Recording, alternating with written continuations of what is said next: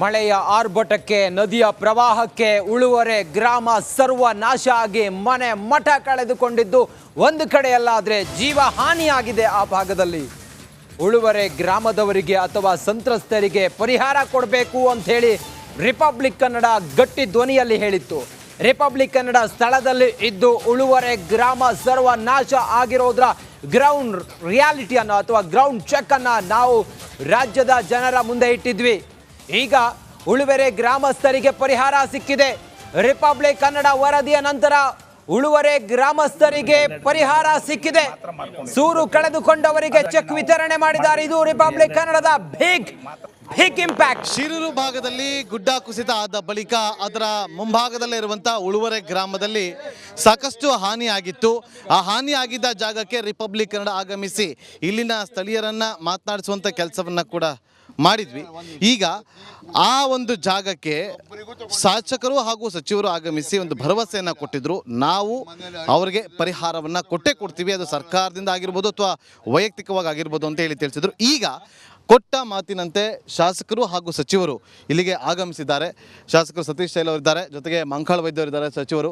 ಅವರು ನಿನ್ನೆ ರಾತ್ರಿ ಖುದ್ದು ರಿಪಬ್ಲಿಕ್ ಕನ್ನಡ ಟೀಮ್ಗೆ ಫೋನ್ ಮಾಡಿ ನಾವು ಬರ್ತಾ ಇದ್ದೀವಿ, ಅವರಿಗೆ ಸಹಾಯವನ್ನು ಮಾಡ್ತೀವಿ, ನಮ್ಮ ವೈಯಕ್ತಿಕವಾಗಿ ಆಗಿರ್ಬೋದು ಅಥವಾ ಸರ್ಕಾರದ ಪರವಾಗಿ ನಾವು ಕೆಲಸವನ್ನು ಮಾಡೋದು ನಮ್ಮ ಕರ್ತವ್ಯ ಅಂತೇಳಿ ಈಗ ಆಗಮಿಸಿ ಅವರ ಒಂದು ಅಳಲನ್ನು ಕೇಳಿ ಈಗ ಅವರಿಗೆ ಸಹಾಯದ ಹಸ್ತವನ್ನು ಚಾಚೋದಕ್ಕೆ ಮುಂದಾಗ್ತಿದ್ದಾರೆ.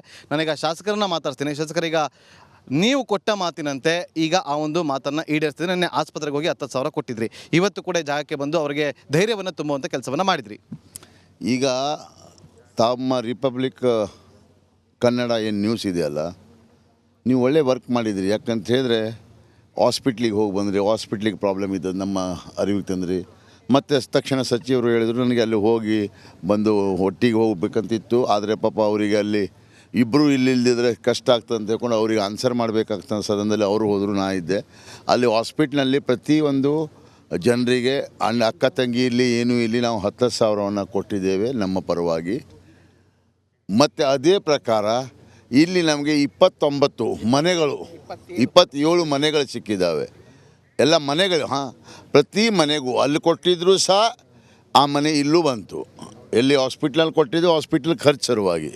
ಇಲ್ಲಿ 27 ಮನೆಗೂ 10,000 ನಾವು ಕೊಡ್ತಾ ಇದ್ದೇವೆ. ಇದು ನಮ್ಮ ಪರವಾಗಿ ನಾವು ಮತ್ತು ಸಚಿವರು ಮಾಡಿದ್ದು, ನಾವು ಕೊಟ್ಟಿದ್ದೇವೆ. ಅದನ್ನು ಬಿಟ್ಟು ನಮ್ಮ ಸಚಿವರು ಏನು ಫಿಷರ್ಮೆನ್ ಒಂದು ಸೊಸೈಟಿ, ಫಿಷರ್ಮೆನ್ ಸಮಾಜದಲ್ಲಿ ಇದ್ದು ಇಲ್ಲಿಯ ಜನರಿಗೆ ಬಲೆ ಹೋಗಿರ್ಬೋದು ಅಥವಾ ಕಲ್ಲು ತಾಗಿ ದೋಣಿ ಲಾಸ್ ಆಗಿರ್ಬೋದು ಅಥವಾ ತುಂಡು ಹೋಗಿರ್ಬೋದು. ಯಾಕಂತ ಹೇಳಿದ್ರೆ ಒಂದು ಅಂಗ ಇರ್ತದೆ, ಅದು ಸಣ್ಣ ಪಾತಿ ಅಂತಾರೆ ಅದಕ್ಕೆ.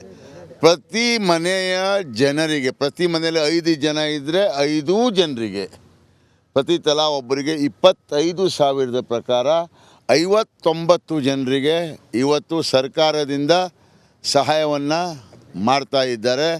ಮತ್ತು ನಾವು ಇವತ್ತು ಇಬ್ಬರು ಒಂದು ಮಾತು ಹೇಳ್ತೇವೆ, ಏನಂತ ಹೇಳಿದ್ರೆ ಜನರಿಗೆ ಪ್ಲಾಟನ್ನು ಜಾಗವನ್ನು ಕೊಡಲಿಕ್ಕೂ ಪ್ರಯತ್ನವನ್ನು ಮಾಡ್ತೇವೆ. ಇಲ್ಲಿಂದ ಬೇರೆ ಕಡೆ ಶಿಫ್ಟ್ ಮಾಡಲಿಕ್ಕೆ ಪ್ರಯತ್ನ ಮಾಡ್ತೇವೆ. ಆದರೆ ಜನರ ಹತ್ರ ಒಂದು ಕಂಡೀಷನ್ ಏನಂತ ಹೇಳಿದ್ರೆ ಇಲ್ಲಿ ಇದ್ದ ಜಾಗವನ್ನು ಸರ್ಕಾರಿ ಪಡಕ್ಕೆ ಬಿಟ್ಕೊಡ್ಬೇಕು ಅವರು, ಹೌದಲ್ಲ?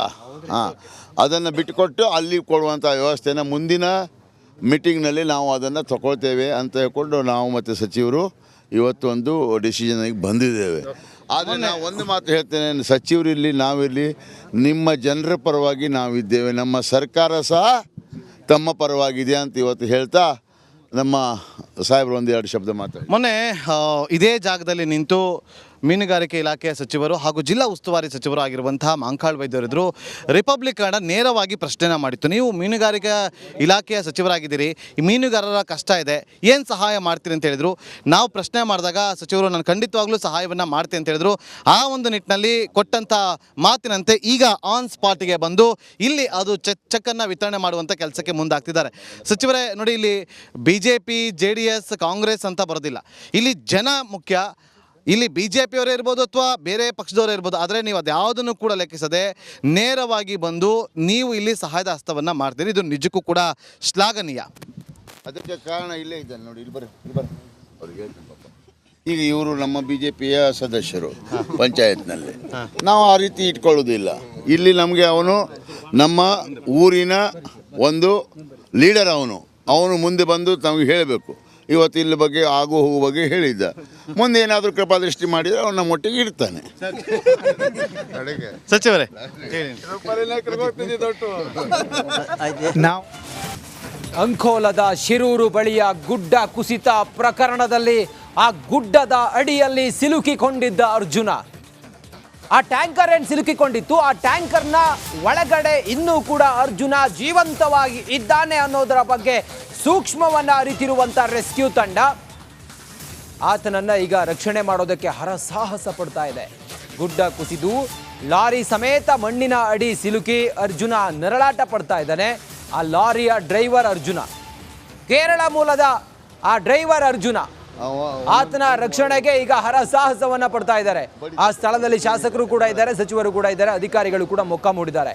ಘಟನಾ ಸ್ಥಳದಲ್ಲಿ ರಿಪಬ್ಲಿಕ್ ಕನ್ನಡ ಗ್ರೌಂಡ್ ರಿಪೋರ್ಟ್ ಅನ್ನ ನೀಡ್ತಾ ಇದೆ. ರಿಪಬ್ಲಿಕ್ ಕನ್ನಡ ಗ್ರೌಂಡ್ ರಿಪೋರ್ಟ್ ನೀಡ್ತಾ ಇದೆ. ಶೋಧ ಕಾರ್ಯದ ಕ್ಷಣದ ಮಾಹಿತಿಯನ್ನ ರಿಪಬ್ಲಿಕ್ ಕನ್ನಡ ನಿಮ್ಮ ಮುಂದೆ ನೀಡ್ತಾ ಇದೆ. JCPಗಳು ಅಲ್ಲಿ ಕೆಲಸ ಮಾಡ್ತಾ ಇದ್ದಾವೆ. ರೆಸ್ಕ್ಯೂ ಕಾರ್ಯಾಚರಣೆಯಲ್ಲಿ ಅರ್ಜುನ ಇನ್ನೂ ಕೂಡ ಬದುಕಿದ್ದಾನೆ ಅನ್ನುವ ಸುಳಿವು ಸಿಕ್ಕಿದೆ. ಅರ್ಜುನನ ಮೊಬೈಲ್ ರಾತ್ರಿ ಹೆಂಡತಿಗೆ ಕಾಲ್ ಮಾಡಿದಾಗ ಸ್ವಿಚ್ ಆನ್ ಆಗಿತ್ತು ಮತ್ತೆ ಸ್ವಿಚ್ ಆಫ್ ಆಗಿತ್ತು ಅನ್ನೋದ್ರ ಬಗ್ಗೆ ಮಾಹಿತಿ ಸಿಕ್ಕಿದೆ. ಹೀಗಾಗಿ ರೆಸ್ಕ್ಯೂ ಕಾರ್ಯಾಚರಣೆ ಭರದಿಂದ ಸಾಗ್ತಾ ಇದೆ.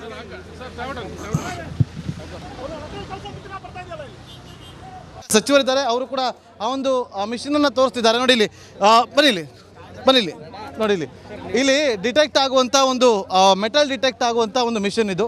ಇದರಿಂದ ಗೊತ್ತಾಗುತ್ತೆ. ಸಚಿವರೇ, ಇದು ಎಷ್ಟು ಹೆಲ್ಪ್ ಮಾಡುತ್ತೆ ಈಗ ಈ ಸಂದರ್ಭದಲ್ಲಿ?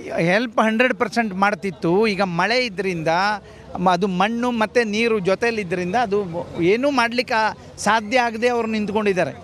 ಅದು ಅವರು ಇಂಜಿನಿಯರ್ ಅದು ಏನು ಮಾಡಿ ಯಾವ ರೀತಿ ನೋಡ್ಬೋದು ಅನ್ನಲಿ, ಅದು ಬಿಟ್ಟು ಮತ್ತೆ ಏನೂ ಮಾಡಲಿಕ್ಕಾಗೋದಿಲ್ಲ. ಲಾಸ್ಟ್ ಅದೇ. ಈಗ ಮಳೆ ಕಡಿಮೆ ಆದರೆ ಮತ್ತೆ ಪುನಃ ಮತ್ತೆ ಹೋಗ್ತಾರೆ, ಮತ್ತೆ ಪರಿಶೀಲನೆ ಮಾಡ್ತಾರೆ. ಏನು ಮಾಡಲಿಕ್ಕೆ ಸಾಧ್ಯತೆ ಎಲ್ಲ ರೀತಿಯಿಂದ ನಾವು ಕೆಲಸ ಪ್ರಾರಂಭ ಮಾಡಿದ್ದೇವೆ. ಎಸ್, ಇದು ಸಚಿವರ ಮಾತು. ಸರ್, ಇದು ಹೇಗೆ ವರ್ಕ್ ಆಗುತ್ತೆ? ಇದು डोंट अंडरस्टैंड कन्नड़ा। ये कैसे काम करता है? ये ग्राउंड पेनिट्रेटिंग रेडार है, तो इसमें से हम रेडार सिग्नल भेजते हैं। हाँ, ये है, इसमें से हम रेडार सिग्नल भेजते हैं ग्राउंड के नीचे। ಮತ್ತಷ್ಟು ಮಾಹಿತಿಯೊಂದಿಗೆ ನಮ್ಮ ಉತ್ತರ ಕನ್ನಡ ಜಿಲ್ಲೆಯ ಪ್ರತಿನಿಧಿ ಶೇಷಗಿರಿ ಮುಂಡಳ್ಳಿ ಈಗ ನಮ್ಮ ಜೊತೆಲಿ ನೇರ ಸಂಪರ್ಕದಲ್ಲಿ ಜಾಯ್ನ್ ಆಗಿದ್ದಾರೆ. ಶೇಷಗಿರಿ, ರೆಸ್ಕ್ಯೂ ಕಾರ್ಯಾಚರಣೆ ಹೇಗೆ ಸಾಗ್ತಾ ಇದೆ?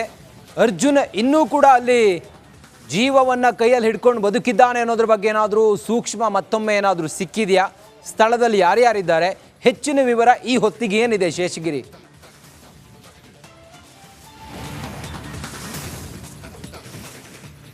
ಹೌದು ರಂಜಿತ್, ಶಿರೂರಿನ ಗುಡ್ಡ ಕುಸಿತ ಪ್ರದೇಶಕ್ಕೆ ಸಂಬಂಧಪಟ್ಟಂತೆ ಈಗಾಗಲೇ ಕೇರಳ ಮೂಲದ ಚಾಲಕ ಅರ್ಜುನ್ ಅವರು ಬದುಕಿದ್ದಾರೆ ಎಂಬ ಮಾಹಿತಿಯನ್ನು ಅವರ ಕುಟುಂಬಸ್ಥರು ನೀಡ್ತಾರೆ. ಯಾಕಂತ ಹೇಳಿದ್ರೆ ಜುಲೈ 16ರ ಮುಂಜಾನೆ ದಾಂಡೇಲಿಯಿಂದ ಕೇರಳಕ್ಕೆ ಅರ್ಜುನ್ ಹೊರಟಿದ್ರು. ಆ ಸಂದರ್ಭದಲ್ಲಿ ಗುಡ್ಡ ಕುಸಿತ ಉಂಟಾಗಿದ್ದರಿಂದ ಶಿರೂರಿನೊಂದು ಅವಘಡದಲ್ಲಿ ಮಣ್ಣಿನಡಿ ಆತ ಸಿಲುಕಿದ್ದಾನೆ. ಅವರ ಭಾರತ್ ಬೆಂಜ್ ಕಂಪನಿಯ ಲಾರಿ ಕೂಡ ಸಿಲುಕಿದೆ ಎಂಬ ಮಾಹಿತಿಯನ್ನು ಹೇಳ್ತಾರೆ. ಯಾಕಂತಂದರೆ ಈಗಾಗಲೇ ಭಾರತ್ ಬೆಂಜ್ ಕಂಪನಿಯವರು ಒಂದು ರೀತಿ ಅಂದರೆ ಪರಿಶೀಲನೆ ಮಾಡಿದಾಗ ಅವರ ಲೊಕೇಶನ್ ರಾಷ್ಟ್ರೀಯ ಹೆದ್ದಾರಿ ಮೇಲ್ಭಾಗದಲ್ಲಿ ಅವರ ವಾಹನ ಸಿಲುಕಿದೆ ಎಂಬ ಮಾಹಿತಿಯನ್ನು ಪೊಲೀಸರಿಗೆ ಮತ್ತು ನಮ್ಮ ರಿಪಬ್ಲಿಕ್ ಕನ್ನಡ ವಾಹಿನಿ ಕೂಡ ನೀಡಿದ್ದಾರೆ. ಹೀಗಾಗಿ ಆತ ಬದುಕಿದ್ದಾನೆ. ಯಾಕಂತೇಳಿದ್ರೆ ಈಗಾಗಲೇ ಅವರ ಮಡದಿ ಅಂದರೆ ಅರ್ಜುನ್ ಅವರ ಮಡದಿ ಈಗಾಗಲೇ ಕಾಲ್ ಮಾಡಿದ ಸಂದರ್ಭದಲ್ಲಿ ಅವರ ಮೊಬೈಲ್ ರಿಂಗ್ ಆಗಿದೆ. ಹೀಗಾಗಿ ಅವರು ಬದುಕಿದ್ದಾರೆ, ಅವರನ್ನು ತಕ್ಷಣ ರಕ್ಷಣೆ ಮಾಡಿ ಎಂಬ ಒತ್ತಾಯವನ್ನು ಜಿಲ್ಲಾಡಳಿತ ಮುಂದೆ ನೀಡಿರುವಂಥದ್ದು.